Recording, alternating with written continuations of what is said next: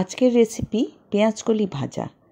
খুব অল্প সময়ের মধ্যে খুব ভালো, খুব দুর্দান্ত রান্নাটা হয়। আর যে কেউ বানাতে পারো। পেঁয়াজকলি কীভাবে কাটবে, কীভাবে বানাবে, পুরোটাই আমি এখানে তোমাদের দেখিয়ে দেব। তো পেঁয়াজকলি ভাজা খেতে খুবই ভালো লাগে। গরম ভাতের সাথে খাবে বা রুটির সাথে খেয়ে দেখবে, খেতে ভীষণ ভালো লাগে। তো চলো দেখি কিভাবে বানিয়েছি। নিয়ে নিয়েছি পেঁয়াজকলি। পেঁয়াজ পাতা, পেঁয়াজকলি দু রকম হয়। পেঁয়াজ পাতাটা একটু চ্যাপ্টা হয়, পেঁয়াজকলিটা একটু পাইপের মতো দেখতে হয়।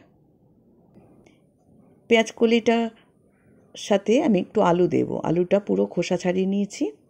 পেঁয়াজকলিটা আমি এবার তোমাদের কেটে দেখাচ্ছি। পেঁয়াজকলির এই মাথা সাদা অংশটা কেটে ফেলে দিতে হবে, আর তলায় গোড়ার এই জায়গাটা একটু ফেলে দিতে হবে। দিয়ে এরকম ছোট ছোট করে 1 থেকে 1.5 ইঞ্চি মতো এরকম কেটে কেটে নিতে হবে। দেবে কলিগুলো একটু পাইপের মতো, ভেতরটা ফাঁপা থাকে।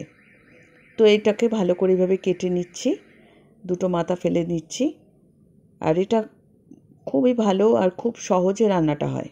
শীতকালে দেখবে বাজারে প্রচুর ওঠে এই পেঁয়াজকলি। এই পেঁয়াজকলি দিয়ে মাছের ঝোলেও খুব ভালো লাগে খেতে। সেই রেসিপিও তোমাদের দেখাবো। তো পুরো পেঁয়াজকলিটা কেটে নিচ্ছি। আবার এইভাবে চপারের উপর রেখেও কেটে নিতে পারো। পেঁয়াজকলিগুলো প্রথমে কিন্তু ধুয়ে নেবে। কাটার পর ধুলে এর মধ্যে জল থেকে যাবে, সেই জন্য ভালো করে ধুয়ে নিয়ে তারপরে এইভাবে কেটে নেবে। মাথাগুলো ফেলে দিলাম সাদা। অতি অবশ্যই কিন্তু আগে ধুয়ে নেবে। পেঁয়াজকলিগুলো কাটার পর এবার আলুটাকে ঠিক পেঁয়াজকলির মতো করেই কাটবো, নইলে কিন্তু আলু সেদ্ধ হবে না, এরকম হয়ে থাকবে। সেই জন্য সবজি সবসময় একরকমভাবে কাটতে হয়। আলুটাকেও আমি এইভাবে কেটে নিচ্ছি, যাতে দুটো একসাথেই সেদ্ধ হয়ে যায়। কাটা হয়ে গেল, দেখো এইভাবে কেটে নিতে হবে। এবার কড়াই বসিয়ে দিয়েছি। কড়াইটা গরম হয়ে গেছে। কড়াইয়ের মধ্যে দিয়ে দিলাম সর্ষের তেল। কড়াইয়ের তেলটা গরম হয়ে যাওয়ার পর এর মধ্যে দিয়ে দিলাম আলু। আলুটাকে একটু ভাজবো। ভাজার পরে এর মধ্যে একটু নুন আর একটু হলুদ দিয়ে দিচ্ছি, সামান্য হলুদ দিয়ে আলুটাকে একটু নাড়াচাড়া করে নিচ্ছি। দিয়ে এবার পেঁয়াজকলিটা দিয়ে দিচ্ছি। এর মধ্যে আর কোনো মশলা দিতে হবে না, এটাকে শুধু এইভাবে ভাজতে হবে। ভাজার সময় গ্যাসের ফ্লেমটা মিডিয়াম করে দেবে, আর এটা ঢাকা দিয়ে দিয়ে ভাজবে। নইলে কী হবে, পেঁয়াজকলিটা পুড়ে যাবে, খেতে ভালো হবে না।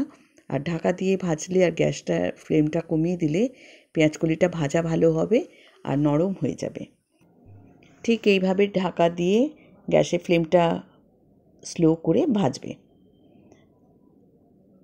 দেখো আলুটা সেদ্ধ হয়ে গেছে, চেক করে নিলাম, ভাজাটা হয়ে এসছে। আর ভাজাটা যখন তুলবে কড়াই থেকে, একটা সাইডে নিয়ে একটু চেপে চেপে তুলবে, তাহলে যা এক্সট্রা তেল থাকবে সেটা বেরিয়ে যাবে। ঠিক এইভাবে তুলবে। কড়াইটা যদি পুরো বাটির মধ্যে ঢেলে দাও, পুরো তেলটাই এর মধ্যে থেকে যাবে।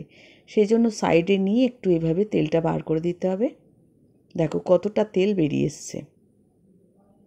এইভাবে ভেজে ভাত দিয়ে খাবে, খেয়ে দেখবে খুব ভালো লাগে। রুটি দিয়েও খেতে পারবে। ভিডিওটা ভালো লাগলে অতি অবশ্যই সাবস্ক্রাইব করো, লাইক করো আর শেয়ার করো। সাবস্ক্রাইব করা না থাকলে এক্ষুনি সাবস্ক্রাইব করে রাখো। যারা সাবস্ক্রাইব করে রেখেছো তাদের ধন্যবাদ, সাথে থেকো।